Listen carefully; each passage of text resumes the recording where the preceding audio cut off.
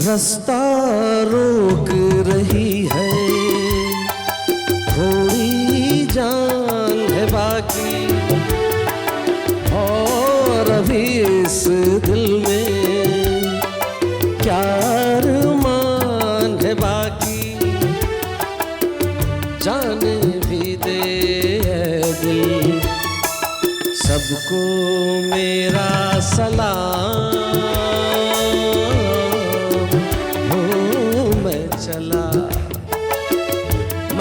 चला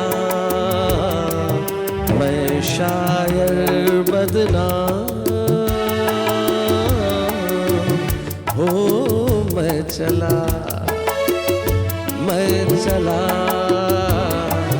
महफिल से ना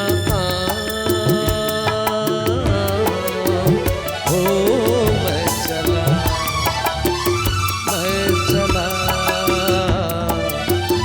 शायर बदनाम। शायर दर्द भी अगर अपना उड़ेलना चाहता है अपने शेरों में तो संगीत बड़ा जरूरी है। 7 सुरों में ढाल के वो अपने दर्द को जमाने के सामने पेश करता है। सुर में जब ढल जाता है दर्द तो बन जाती है गजल, और वो गजल जब हम सुनते हैं तो कहते हैं वाह वाह क्या बात है। और आज हमारे इस एपिसोड में हमारे कवि क्या धमाल करने वाले हैं बताएंगे जरा। कवि महोदय आएंगे, कविताएं गुनगुनाएंगे, गजल गाएंगे, संगीतमय हो जाएंगे और सबको हंसा के कहेंगे वाह क्या बात है। तालियां। और इन्होंने जो कहा है अगर वो समझ में ना आए तो जरा देख लेंगे वो क्या करेंगे।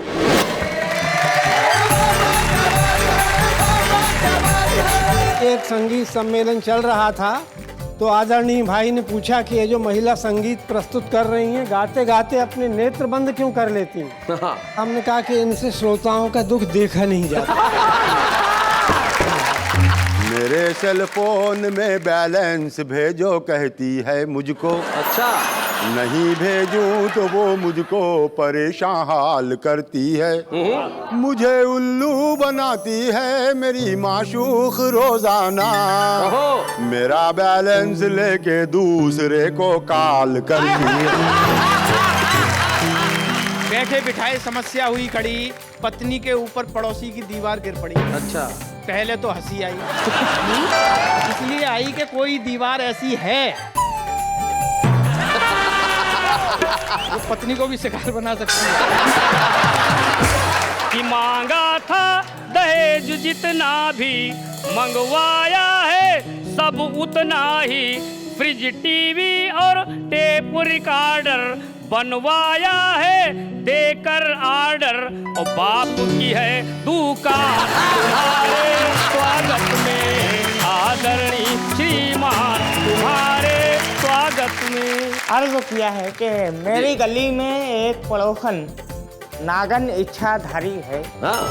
उसकी सपेरे और नेवले से अच्छी खासी यारी है। ओहो, चाहे गजल के शेर कहो तुम, चाहे हजल के शेर कहो, इसमें भी झक मारी है और उसमें भी झक मारी है।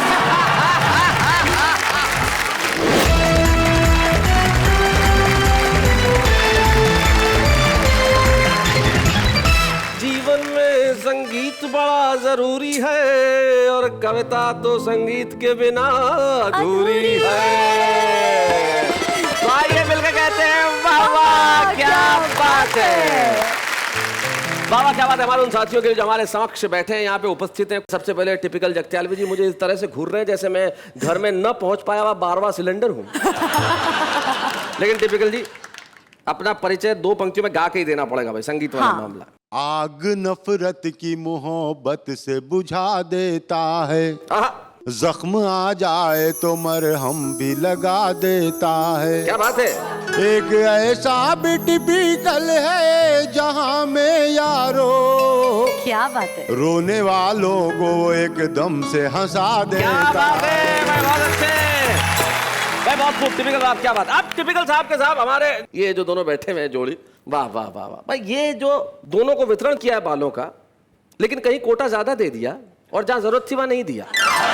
ये बड़ा गड़बड़ मामला है। लेकिन जिनको बहुत जरूरत है, जो शर्मा रहे हैं, उनका नाम भी शर्मा है, अशोक शर्मा, जो दिल्ली से हमारे बीच में अरे आते हैं। वाह। और जिनके पास जो बैठे हुए हैं ये फारूक सरल हैं, जो लखीमपुर खीरी उत्तर प्रदेश में एक कस्बा है, वहां से आते हैं और मुस्कुराने की कोशिश कर रहे हैं। आप सीधे हंस पड़े और हाथ भी जोड़ लिए। चुनाव लड़ने का इरादा है क्या? और संगीत का मामला है तो जरा गा के बताइए कि क्यों इस तरह से हाथ क्यों जोड़ लिया आपने? लौट के आजा मेरे मीत, तुझे मेरे गीत बुलाते हैं। मेरा सूना पड़ा रे संगीत, तुझे मेरे गीत बुलाते हैं। लौट के आजा मेरे मीत। आप ऐसे बोल रहे थे जैसे किसी के घर के जाके कर आ दे दो रोटी मुझको, तुझे मेरे। भाई बहुत बढ़िया, बहुत अच्छे। तो फारूक सरल, अशोक शर्मा और टिपिकल जगत्यालवी जी, आप तीनों यहाँ बैठे हैं, तो आप डिसाइड कीजिए आप तीनों में से सबसे पहले कविता पढ़ने कौन आएगा, बताइए। अच्छा अशोक जी, आप क्यों नहीं आना चाहते, अब ये बताइए। मैं देखना चाहता हूँ पहला चावल कितना पकता है। उसके बाद अपनी दाल गलेगी कि नहीं गलेगी? अपनी दाल गला लेंगे। क्या बात है भाई अशोक शर्मा जी, आप भारत की राजधानी से आए, पता चलता है आप उस शहर से आए जहाँ पे संसद है, बड़े चालाक है आप। आइए हम बुलाते हैं टिपिकल जगत्याली को, जोरदार तालियों के साथ।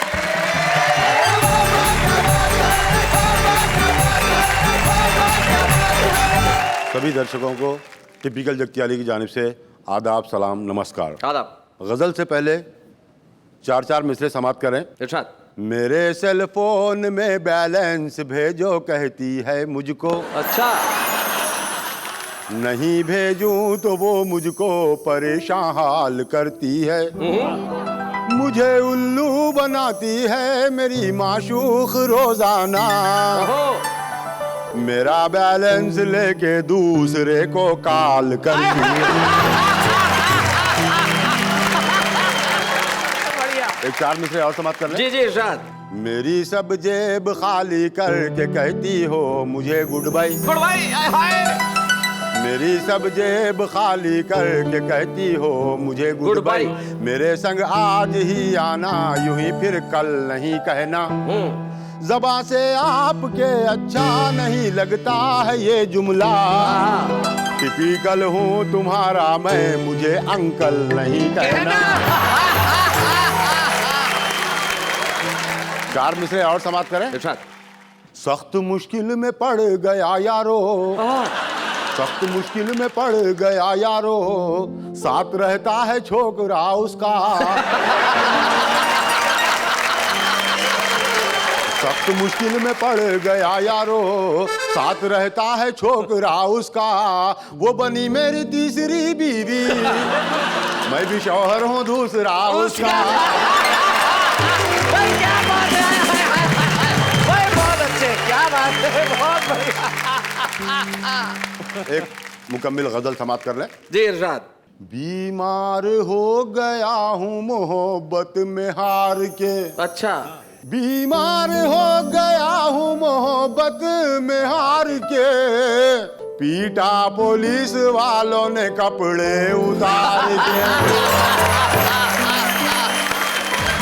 कर्जों में मुब्तला है मगर शान देखिए। मतलब उधार खूब लिए हुए हैं, कर्जों में मुब्तला है मगर शान देखिए। कर्जों में मुब्तला है मगर शान देखिए। फिरते हैं सूट बूट में वो भी उधार के। और जाती हो क्यों बुढ़ापे में तुम ब्यूटी पार्लर। ये इधर ये शेर। जाती हो क्यों बुढ़ापे में तुम ब्यूटी पार्लर, आते नहीं पलट के वो दिन फिर बाहर के। और शेर मुलाजा करें कि तनख्वाह अगर नहीं दिए बीवी के हाथ में, तनख्वाह अगर नहीं दिए बीवी के हाथ में, घर से निकाल देगी वो बेलन से मार के। और मक्का समाप्त करें कि बिच्छू के डंक जैसे हैं अशार सब मेरे। अशार शेर जी जो कहते हैं गजल में जो कहे जाते हैं अशार। बिच्छू के डंक जैसे हैं अशार सब मेरे, क्यों छेड़ते हो मुझको टिपिकल पुकार के।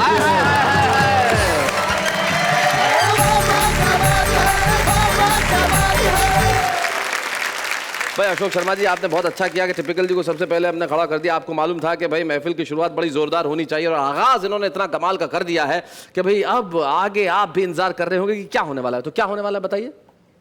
और आगे धमाल होने वाला है। ठीक था? क्या बोलते हैं?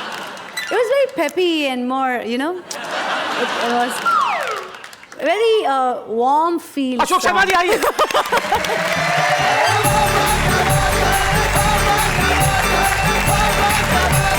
इतने बढ़िया श्रोता हैं, कविताओं का आनंद ले रहे हैं जी। लेकिन कई बार श्रोता एक ऐसा ठस सामने मिल जाता है कि हंसकर ही नहीं देता। हाँ, एक कवि सम्मेलन में हमने आधे घंटे तक हास्य कविताएं सुनाई, लेकिन एक श्रोता को हंसी नहीं आई। हाँ। हमने पूछा क्या बात है जनाब, वह बोला मानसिक तनाव। अच्छा।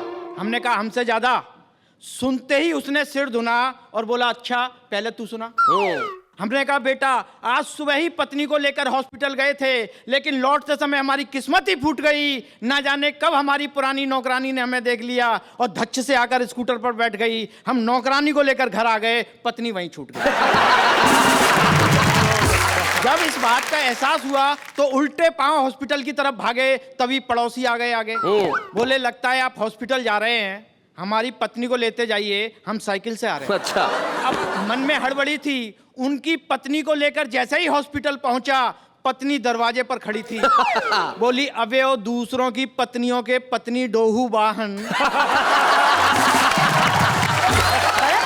अबे ओ दूसरों की पत्नियों के पत्नी डोहू वाहन, दूसरों की पत्नियों को भी ढोता फिरेगा या अपनी पर भी ध्यान देगा। अब बता बेटा, इससे बड़ी टेंशन है तेरे पास? हाँ। सुनते ही वह हंसा और बोला यार तू भी खूब फंसा। यहाँ तो एक ही को ढोते ढोते ढोते ढोते सर चकरा रहा है और तू तीन तीन को ढोकर आ रहा है। बढ़िया बढ़िया। ये तो थी साहब प्राइवेट हॉस्पिटल की बात जी। एक सरकारी हॉस्पिटल भी होता है। एक बार मैं वहां भी फंस गया। क्या बात है? आधुनिक हथकंडों से युक्त सरकारी अस्पताल, उन पर बिछा हुआ दलालों का जाल, बाप रे बाप, भगवान ही बचाए। मरीज मरे तो मरे, उसका तीमारदार भी बचकर भागने ना पाए। बैठे बिठाए समस्या हुई खड़ी, पत्नी के ऊपर पड़ोसी की दीवार गिर पड़ी। अच्छा। पहले तो हंसी आई, इसलिए नहीं आई कि उसका चोट लग गई, इसलिए आई कि कोई दीवार ऐसी है वो पत्नी को भी शिकार बना सकती है। कि पहले तो हंसी आई, फिर औपचारिकताएं निभाई। मजबूरी होती है साहब। पत्नी को टैक्सी में डाला और भागे, पूरा परिवार पीछे था, हम आगे। इमरजेंसी वार्ड के बाहर स्ट्रेचर पर लेटे एक व्यक्ति को जैसे ही छुआ, वह तुरंत उठ खड़ा हुआ। बोले स्ट्रेचर चाहिए? 50 रुपए लाइए। पूरे 8 घंटे वेट किया है, तब कहीं जाकर स्ट्रेचर लिया है। अच्छा। हमने कहा भैया तुम्हारा ये धंधा कब से चल रहा है? वह बोला अपना तो परिवार ही इसी से पल रहा है। ज्यादा बताएंगे तो आप ही का कलेजा हिलेगा। यकीन नहीं आता तो अस्पताल में घूम कर देख लो, अपना पूरा खानदान किसी ना किसी स्ट्रेचर पर लेटा मिलेगा। कभी किसी ने मारी कोहनी, पत्नी की तरफ इशारा करके बोला बुढ़िया दाखिल करानी है? बुढ़िया कराओ बोनी। हमने कहा क्या लोगे भैया? वह बोला 100 रुपया। हमने कहा 10 रुपए में तो हम खुद ही दाखिल करवा देंगे। वह बोला लगता है बुढ़िया को भी मरवा देंगे। अरे इतनी लंबी लाइन नहीं देखते, आगे पहुंचते पहुंचते आपकी कमर ही झुक जाएगी। जब तक आप आगे पहुंचेंगे तब तक तो आपकी बुढ़िया ऊपर पहुंच जाएगी। हमने कहा हमारा दिमाग मत चाटो। वह गया और एक पुलिस वाले को ले आया। बचा कुचा दिमाग उस पुलिस वाले ने खाया। क्यों वे इसे कहाँ मार लाया? हमने कहा सिपाही जी यह हमारी पत्नी है और आपको पता है इस समय हम पर क्या गुजर रही है। वह बोला सच सच बता दे कितना छोड़कर मर रही है। बहुत बढ़िया। सच सच बता दे कितना छोड़कर मर रही है। इसके पास नकदी और जेवरातों की कितनी सीमा है और इसके नाम से कितने का बीमा है। या इसके माता पिता से इसके हिस्से में कितना आना है और तेरा किस किस महिला से यार आना है। सच सच बता दे वरना पुलिस केस बनेगा। ये तो मरेगी मरेगी, साथ में तू भी मरेगा। अंदर जाकर देखा तो यह भी सच था, पूरा हाल मरीजों से ही खचाखच था। किसी का मरीज कहीं था, सामान कहीं था, पांव रखने को स्थान भी नहीं था। एक बिस्तर पर 3-3 पड़े थे। जिनको जगह नहीं मिली वो ग्लूकोज की बोतल लेकर हाथ में खड़े थे। एक व्यक्ति मारे दर्द के तड़फड़ा रहा था, लेकिन डॉक्टर नर्सों के साथ गप्पे लड़ा रहा था। ओए होए। और दूसरा मरीज की हालत हद से ज्यादा बिगड़ रही थी और नर्स टीवी के आगे बैठी मैगजीन्स पढ़ रही थी। बहुत अच्छे। एक अन्य मरीज के सिरहाने खड़े दो व्यक्ति आपस में बतिया रहे थे। बोले यार लगता है अब ये भी जाने वाला है, इसके लिए भी स्ट्रेचर लाना पड़ेगा। दूसरा बोला ना, ये जो ट्रॉली खड़ी है ना, इसी से काम चल लेगा। ज्यादा दिक्कत होगी तो इसकी गठरी बनाएंगे और खींचकर मुर्दागिरा तक ले जाएंगे। तभी मरीज की आवाज आई, मेरे भाई मैं आपको कष्ट नहीं पहुंचाना चाहता हूं, आप तो मुझे रास्ता बता दीजिए, मैं खुद ही चला जाता हूं। मुर्दागिरे के बाहर एक व्यक्ति ना बोल रहा था ना हिल रहा था, कारण उसका मुर्दा ही नहीं मिल रहा था। अस्पताल के कर्मचारी उससे समझा रहे थे कि इतना मत घबराइए, इतने सारे मुर्दे पड़े हैं, जो भी पसंद आए ले जाइए। क्या बात है। खैर हम भी रोते पीटते घर आए, देखा तो चकराए, हमारी पत्नी मरी नहीं, साक्षात जी रही थी और चारपाई पर बैठी हुई हल्दी का दूध पी रही थी। तब से हमने फैसला लिया और ये कसम ली कि आज के बाद इस चक्कर में कभी नहीं आएंगे और अब के हमारी पत्नी मरे या जिए, लेकिन भूल कर भी सरकारी अस्पताल नहीं जाएंगे। क्या बात है, बहुत अच्छे।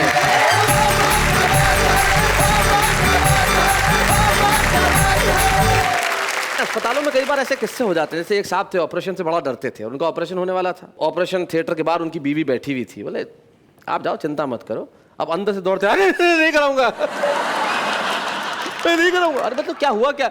नर्स अंदर बोल रही थी कि डरिए मत, पहले ऑपरेशन में कुछ नहीं होता, डरने की कोई जरूरत नहीं है, आराम से हो जाएगा, चिंता मत कीजिए, सब भगवान ठीक करेगा। तो बीवी बोली ठीक ही तो कह रही थी, इसमें डरने की क्या बात है? बोले मुझसे नहीं, डॉक्टर से कह रही थी। अब अगर हाल ऐसा हो तो क्या किया जाए फारूक साहब? लेकिन जिंदगी में इलाज कराना जरूरी है। क्या है? इलाज कराना तो कराइए, किसी अस्पताल में जाइए और अपना इलाज कराइए, फिर यहाँ पे आइए, क्योंकि यहाँ कविता है, शायरी है, शेर है, सुर है, रदीफ और काफिये हैं, बहरे हैं, गजलें हैं, सुनने हैं, सुनाने वाले हैं, और हम सब अब उनके लिए तालियां बजाने वाले हैं। जो आएंगे आएंगे लखीमपुर खीरी से आएंगे, दे आएंगे आएंगे आएंगे लखीमपुर खीरी से आएंगे, आएंगे आएंगे आएंगे लखीमपुर खीरी से आएंगे। मैं एक स्वागत गीत पढ़ने जा रहा हूँ। स्वागत। बारातियों के स्वागत में कन्या के पिता के द्वारा लिखा हुआ स्वागत गीत, अभिनंदन पत्र सुनिएगा।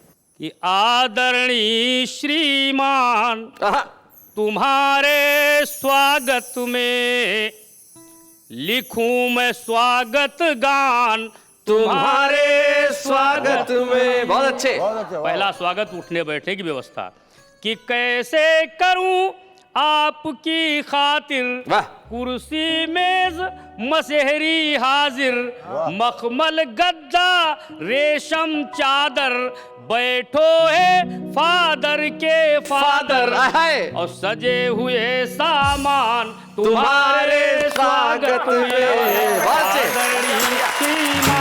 तुम्हारे स्वागत में। उसके बाद नाश्ते का इंतजाम। नाश्ते का इंतजाम। लड्डू और जलेबी खाओ, कुछ खाओ कुछ घर ले जाओ, रसगुल्ले ताजे मंगवाए, देशी घी में गए बनाए, और शुद्ध सरल मिष्ठान तुम्हारे स्वागत में। आदरणीय श्रीमान तुम्हारे स्वागत में। केले एक सांस में 12, खाओ गिनकर सेब 18, 1 किलो नमकीन चबाओ, कुल्हड़ 20 चाय पी जाओ, क्या बात है? और सूक्ष्म है ये जलपान स्वागत में। सूक्ष्म है जलपान, भाई बहुत अच्छे। तुम्हारे स्वागत में। अगर आप हैं शाकाहारी, तरह तरह की है तरकारी, आलू मटर टमाटर गोभी, क्या बात है साहब? मन चाहे तुम खाओ जो भी, ये पूरी पकवान तुम्हारे स्वागत में। आदरणीय श्रीमान तुम्हारे स्वागत में। पूरा सिस्टम चलता है जी। कि अपने हाथ परोसो काढ़ो, अंडे मुर्ग मुसल्लम झाड़ो, तरह तरह के हैं ये व्यंजन, बाकर ख्वानी और मुतंजन, बिरयानी और नान तुम्हारे स्वागत में, आदरणीय श्रीमान तुम्हारे स्वागत में। संधि जी का अंतिम स्वागत, जी, जी, क्या बात इसके है। बिना सारे स्वागत बेकार माने जाते हैं, उसकी भी पूरी व्यवस्था कि मांगा था दहेज जितना भी, मंगवाया है सब उतना ही, फ्रिज टीवी और टेप रिकॉर्डर बनवाया है देकर ऑर्डर, और बाप की है दुकान तुम्हारे स्वागत में, आदरणीय श्रीमान तुम्हारे स्वागत में। कि लेमन डिनर और टी सेट है, जो भी है सो बेटर बेस्ट है, सोफा सेट और फार्म का गद्दा, बैठो एसी कार में दद्दा, और नकद कभी है ध्यान तुम्हारे स्वागत में, आदरणीय श्रीमान तुम्हारे स्वागत में। कि रकम 20 लाख है पूरी, लो समधी जी भरो तिजोरी, यदि चाहो कुछ और मंगा दूं, घर भी आपके नाम लिखा दूं, क्या बात है? पूरे कर लो अरमान, अब हाजिर है जान, ले लो मेरे प्राण, हम तो चले शमशान तुम्हारे स्वागत में।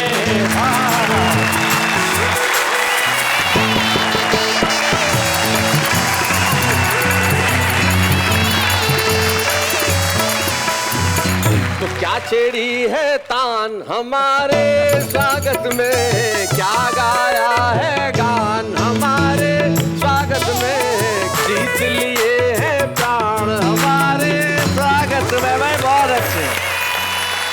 तो आप सबने खूब सुनाया, सुन के बहुत मजा है आया, सबने मिलके ताली बजाई, हर लब पे मुस्कान है छाई। क्या बात? आगे और हंसी का है इंतजाम तुम्हारे स्वागत में, लेकिन इस वक्त अल्प विराम तुम्हारे स्वागत में। स्वागत है फिर से आपका उसी कार्यक्रम में जिसका नाम है क्या बात है संगीत। संगीत की बात कर रहे हैं, आप लोगों ने कमाल किया, आपने सुर छेड़े तान छेड़े। अगर अच्छा संगीत का रूप बदल दिया जाए तो अर्थ भी बदल जाते हैं। जैसे कितना खूबसूरत गाना है हमारी हिंदी फिल्मों में, तुम आ गए हो नूर आ गया है, नहीं तुम चरागों से लो जा रही थी। क्या बढ़िया गाया। अब हमारे एक मित्र हैं, उनका बिजनेस था ट्रेन में गाने का। अब उन्होंने गाया ट्रेन में कि तुम आ गए हो और नूर आ गया है, नहीं तो चरागों से लो जा रही थी। तुम आ गए हो और नूर आ गया है, तो दूर के मुसाफिर हमको भी साथ ले ले रे। ट्रेन में चल रहा है, हमको भी साथ ले ले, हम रह गए अकेले। ओ दूर गए मुसाफिर, आगे कि सुनी है दिल की राहें और खामोश है निगाहें, और नाकाम हसरतों का उठने लगा जनाजा, चारों तरफ लगे बर्बादियों के मेले रे, हमको भी साथ ले ले। उतर गया, ट्रेन से उतर गया, निकल लिया। कुछ लोग होते हैं जो जीवन का संगीत इस खूबसूरती से निभाते चलते हैं कि जहां भी जाते हैं सुर ही सुर होते हैं। हिंदी हास्य व्यंग के मंचों पे हमारे कुछ ऐसे सारथी रहे, कुछ ऐसे कवि रहे जो व्यंग और हास्य के स्तंभ रहे, चाहे वो शैल चतुर्वेदी जी हो या माणिक वर्मा जी हो। उस पीढ़ी के एक ऐसे कवि हमारे साथ हैं जिन्होंने हास्य को एक नई दिशा दी। अपने खराब स्वास्थ्य के बावजूद मेरे व्यक्तिगत निमंत्रण पे वो आज यहाँ तक आए और हमारे विशेष मेहमान बन के आज वो यहाँ कविता सुनाएंगे। क्या बात। श्री सुरेश उपाध्याय।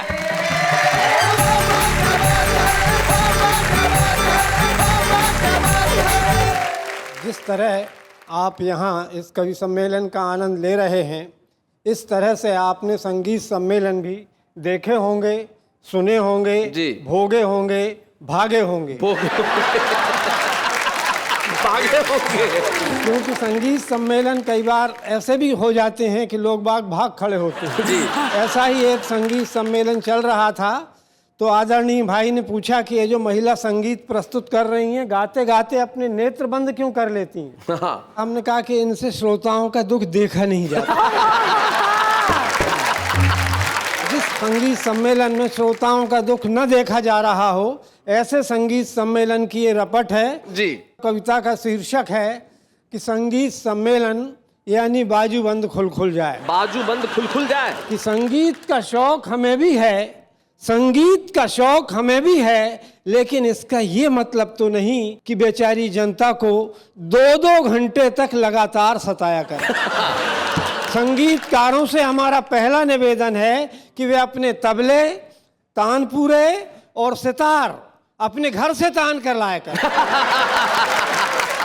एक तो घंटा 1.5 घंटा वैसे ही लेट आते हैं, ऊपर से मंच पर आसन जमाते ही हथौड़ा लेकर बैठ जाते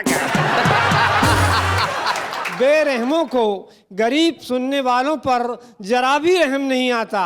कमबख्त एक ही लाइन को रात भर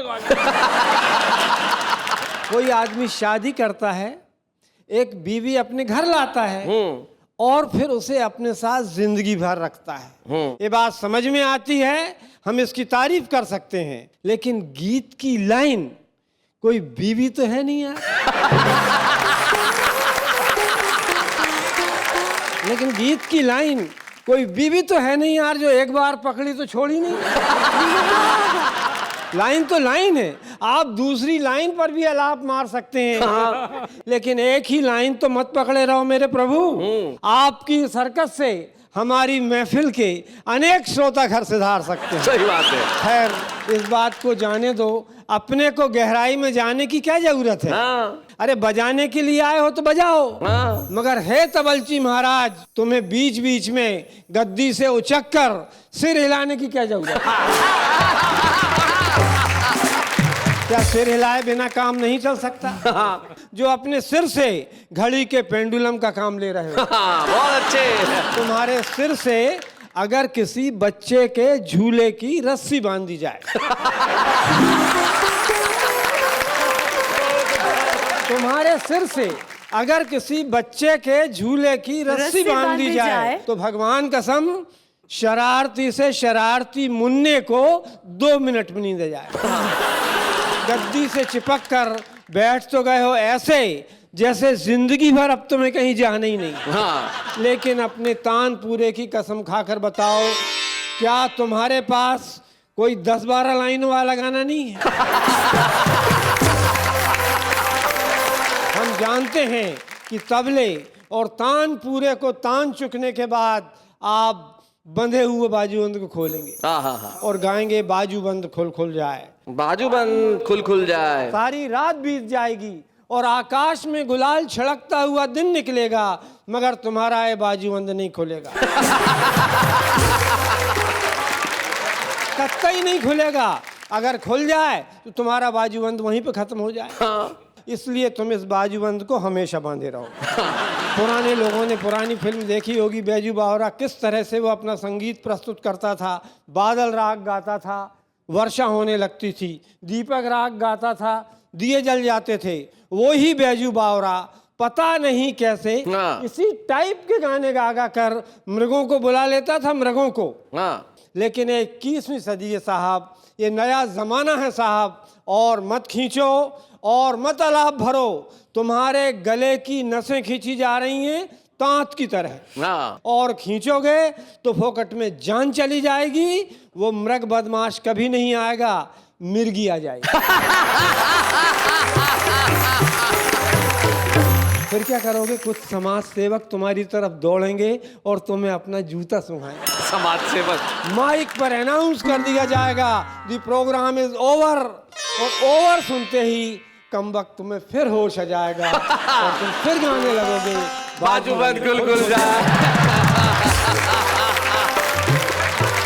ये हास्य होता है जो सब टीवी का भी और हमारे इस कार्यक्रम का भी उद्देश्य है। एक भी शब्द ऐसा नहीं जो आप परिवार के साथ बैठ के न देख सकें। अश्लीलता से परे हास्य क्या होता है ये उदाहरण हम देते हैं सुरेश उपाध्याय जी कविता के रूप में। ये मेरा व्यक्तिगत तौर पे और वाह वाह क्या बात है का कर्तव्य है कि हम उस पीढ़ी के सुरेश उपाध्याय को सम्मानित करें जिन्होंने हिंदी कविता को मंचों पे न सिर्फ लोकप्रिय किया बल्कि लोगों में उसे एक स्थान दिलाया, उसे सम्मान दिलाया। आज हम सम्मान करते हैं हिंदी हास्य व्यंग के एक बहुत श्रेष्ठ कवि सुरेश उपाध्याय जी का। बच्चे हैं या बूढ़े हैं, नर है या नारी है, हंसी देने वालों के सब ही आभारी है, कविता सुनाने वाले अब सबके साथ है। क्या बात है। तो हमें बड़ी खुशी है कि आज इस मंच पे वाह वाह क्या बात है में हमने सुरेश उपाध्याय जी को सम्मानित किया। और आप जानते हैं कि जब हम किसी कवि को यहाँ सम्मानित करते हैं उनके परिवार का कोई सदस्य उपस्थित रहता है और सुरेश जी के साथ आशा भाभी यहाँ उपस्थित है। तो मैं श्रीमती आशा उपाध्याय से अनुरोध करूंगा कि वो मंच पे आएं। आशा भाभी स्वागत है आपका। धन्यवाद। कितने वर्ष हो गए विवाह को? 41वां साल चल रहा है। 41वां 41। Oh wow. तो 41 वर्षों का आपका सुरेश उपाध्याय जी का साथ, अगर एक पंक्ति में आपको कहना है तो क्या कहेंगी? मैं कहूँगी 95% तो इतनी खुशियां हैं कि शायद मैं बता ही नहीं सकती, उनको किताबों में ही लिख पाऊंगी।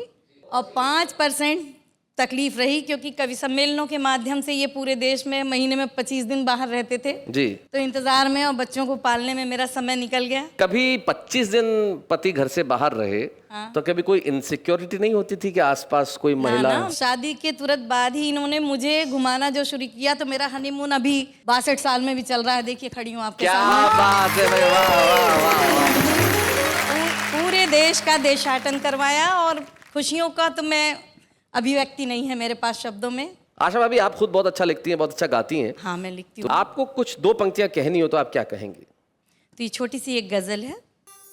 एक ऐसे नशे ने छुआ है, मन गुलाबी गुलाबी हुआ है। क्या बात है। देखिएगा सरिस हवा का, गुलमोहर तक शराबी हुआ है। क्या बात है। मन गुलाबी गुलाबी हुआ है। एक पूरा का पूरा समंदर एक कश्ती में डूबा हुआ। क्या बात है। वाह वाह वाह वाह। 7 रंगों रंगी चुनरी पर प्यार का रंग हावी। क्या बात है। बहुत अच्छे। 40 वर्ष बाद भी एक भारतीय स्त्री अपने पति के लिए ये कहे कि जीवन के 62वें वर्ष में भी हनीमून चल रहा है, तो इससे बेहतर क्या हो सकता है। यही बेहतर सुख और इस बेहतर सुखद क्षणों की हम कामना करते हैं। लेकिन सोचिएगा कि अभी हम कहीं जा नहीं रहे, हम बस यूं गए यूं आए और कर रहे हैं ऐसा कमाल का धमाल कि आप भी दांतों तले उंगली दबा लेंगे। लेकिन अभी हम उसका नहीं बताएंगे नाम। इस वक्त एक अल्प विराम लौटा है फिर से हम उस कार्यक्रम में जिसका नाम वाह वाह क्या बात है। आपका साथ है, हमारा साथ है, कवियों का साथ है। लेकिन अब हम उनकी बात करने जा रहे हैं जिन्हें जिंदगी में बड़ी परेशानियां हैं, गम है, दुख है, लेकिन फिर भी चेहरे पे मुस्कुराहट है। यानी भारत का वो आम आदमी जो जहां भी रहे, कहीं भी रहे, जैसे भी रहे, कैसे भी रहे, लेकिन कविता जरूर सुनाता है। पूछिए कैसे कैसे कैसे। वो इश्क तो करती है पर जुनून नहीं करती, वो कत्ल तो करती है पर खून नहीं करती। इतनी कंजूस है मेरी चाहने वाली, वो मिस कॉल तो करती है पर फोन नहीं करती। इश्क करने वालों का यही अंजाम होता है, इश्क करने वालों का यही अंजाम होता है। कभी नज़ला, कभी खांसी तो कभी जुकाम होता है। India is a nation and Dadar is a station. India is a nation and Dadar is a station. Don't fall in love, first complete your education. सल्टा डाला मुझको कमबख्त ने बातों बातों में, महज खिलाई इतनी मिठाई कि चिपक के रह गई दांतों में।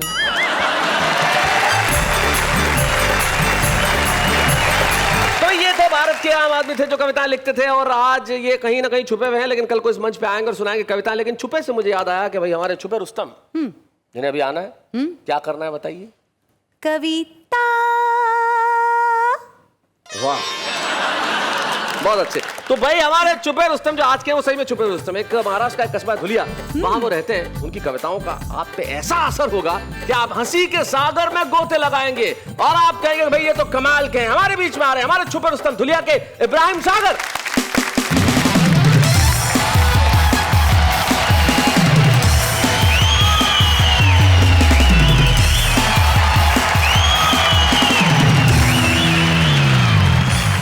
कमाल कर दिया है इब्राहिम, इसलिए कमाल कर दिया कि हमारे शो में कई छुपे रुस्तम आए, लेकिन ऐसी एंट्री किसी की नहीं हुई। और आपने बिल्कुल सार्थक कर दिया, क्योंकि संगीत पे आज हम बात कर रहे हैं, तुमने बिल्कुल रॉक स्टार की तरह एंट्री ली है भाई। क्या बात है इब्राहिम, बहुत अच्छे। अर्ज किया है कि मेरी गली में एक पड़ोसन नागन इच्छाधारी है। हाँ? उसकी सपेरे और नेवले से अच्छी खासी यारी है। ओहो, चाहे गजल के शेर कहो तुम, चाहे हजल के शेर कहो, इसमें भी झक मारी है और उसमें भी झक मारी है। अर्ज किया है कि माना के दोस्तों मैं बहुत ही अपंग हूँ, माना के दोस्तों मैं बहुत ही अपंग हूँ, सलमान खान जैसा मैं लेकिन दबंग हूँ।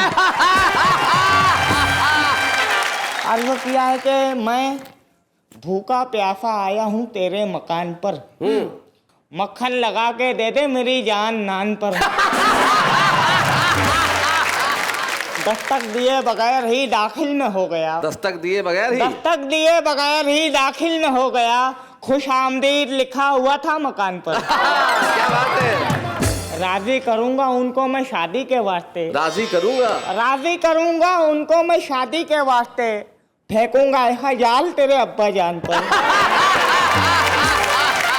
माना के हाथ पाँव में सागर नहीं है दम, माना के हाथ पाँव में सागर नहीं है दम, हो जाऊंगा निसार मैं हिंदुस्तान का। क्या बात है भाई। पहले भाई आपने वो शेर सुना होगा कि जब भी आता है मेरा नाम तेरे नाम के हाथ, जाने क्यों लोग मेरे नाम से जल जाते हैं। बिल्कुल शेर सुना है। मैंने इस शेर से इस्तेफादा किया है और 4 लाइनें कही हैं। चाय पीने के लिए जब भी वो आ जाते हैं, मुझको बैठा हुआ होटल पे ही पा जाते हैं। अच्छा। और जब भी आता है मेरा पान तेरे पान के साथ, जाने क्यों लोग मेरे पान को खा जाते हैं। जनाब मुनव्वर राना ने कहा था कि बस इतनी बात पे उसने हमें बलवाई लिखा है। मैंने इसमें हजल का पहलू तलाश किया है और शेर को यूं किया है, बस इतनी बात पे उसने मुझे हलवाई लिखा है। अच्छा। कि मेरे घर के एक बर्तन पे बालूशाही लिखा है। इसी कारण पुलिस वाले भी करते हैं मेरी इज्जत। अच्छा। इसी कारण पुलिस वाले भी करते हैं मेरी इज्जत। मेरे टी शर्ट के लेबल पे दादा भाई लिखा है। पहले भाई समाज फरमाए। जी जी इरशाद। क्या किसी ने मुझसे ये पूछा कयामत किसको कहते हैं? किसी ने मुझसे ये पूछा कयामत किसको कहते हैं, तो मैंने एक कागज पर तेरी अंगड़ाई लिखा है। इसी के वास्ते निकला हूँ घर से खुदकुशी करने। नेहा जी देखिए शेर। हाँ जी। के इसी के वास्ते निकला हूँ घर से खुदकुशी करने, के उस लड़की ने आपके खत में सागर भाई लिखा है। वो 4 मिसरे सुना दो माना की कटरीना से। अर्ज किया है कि मेरे लबों पे इसलिए मुस्कान नहीं है, कतरीना कैफ से मेरी पहचान नहीं है। वैसे तो मेरी शादी करिश्मा से ना होगी, वैसे तो मेरी शादी करिश्मा से ना होगी, वो साली भी बन जाए तो नुकसान नहीं है। इब्राहिम सागर, आज आप जरूर धुलिया में रहते हैं, लेकिन आज के बाद आप धुलिया में नहीं रहेंगे, क्योंकि आप दुनिया भर में पहुंच गए हैं। आज तक आप छुपे रुस्तम हैं, लेकिन आज छुपे रुस्तम का स्मृति चिन्ह जब हम आपको देंगे, हाथों में थमाएंगे, और इसे लेके जब आप धुलिया में जाएंगे तो कल को आप 10 स्टार हो जाएंगे। अच्छे हैं या बूढ़े हैं, नर है या नारी है, हंसी देने वालों के सब ही आभारी है, कविता सुनाने वाले अब सबके साथ है। क्या बात है। जिंदगी का संगीत वही है जो हमारे चेहरों पे होता है, यानी कि हंसी। हंसते रहिए और हंसते हंसते हमेशा कहते रहिए वाह वाह क्या बात है, क्योंकि संगीत बिना जीवन नहीं और कविता बिना तो कुछ भी नहीं। सारे के सारे गामा को लेकर गाते चले, सारे के सारे गामा को लेकर गाते चले। पापा नहीं है धानी सी दीदी, साथ है